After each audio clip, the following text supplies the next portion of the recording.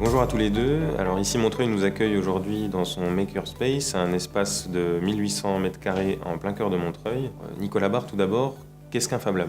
Un Fab Lab, c'est un atelier collaboratif dans lequel les usagers peuvent trouver des machines pour pouvoir réaliser leurs projets. Et comme ça a été inventé aux États-Unis et au XXe siècle, il faut que les ateliers, pour être considérés comme un Fab Lab, il faut qu'ils aient des outils numériques, donc des outils de conception, de modélisation 3D, puis des imprimantes 3D, des découpes laser. Autrement, c'est simplement des ateliers comme il en existe depuis des siècles. Donc nous, on a décidé de le penser comme une filière de production locale, comme une usine urbaine, dans laquelle on a des artistes, des artisans, des designers qui ont besoin de machines de production professionnelle pour pouvoir lancer et développer leurs projets. Donc on fabrique surtout de la menuiserie, du prototypage qui mixe savoir-faire traditionnel, numérique et artisanaux, et aussi d'art artistique. Donc des installations, des œuvres d'art, des meubles, du mobilier design, des vêtements. Le truc, c'est que systématiquement, c'est du sur-mesure ou des petites séries. Pouvez-vous nous donner un exemple de projet qui a été réalisé ici? Je peux vous en citer deux.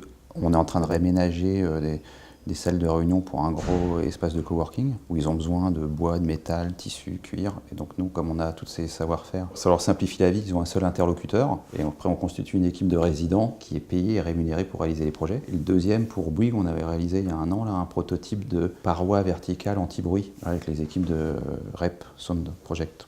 Virginie, pourquoi s'intéresse-t-on aujourd'hui au Fab Lab chez Bouygues Construction? Que ce soit dans le milieu universitaire, en entreprise ou encore dans le milieu urbain, on assiste aujourd'hui à un retour du faire soi-même. Les étudiants renouent avec la pratique face à la théorie, les salariés veulent connaître la chaîne de valeur de l'entreprise. En milieu urbain, les gens veulent recycler, créer plutôt que de consommer. Le Fab Lab répond parfaitement à cette tendance et complète la dynamique bien connue maintenant du coworking qui mutualise espace de travail et outils. Face à ces nouveaux besoins, il nous paraît donc normal en tant que constructeur de proposer ces solutions à nos clients, que ce soit des entreprises en construisant pour leurs salariés ou des universités ou encore même des collectivités. Au vu des nouvelles évolutions que nous avons observées, ces nouveaux usages, en tant que constructeur, on s'adapte aux besoins de nos clients et on propose une solution adaptée, que ce soit pour des universitaires, des collectivités ou encore même des entreprises privées. Et au vu de ces différentes typologies, quelle posture adoptez-vous en tant que constructeur?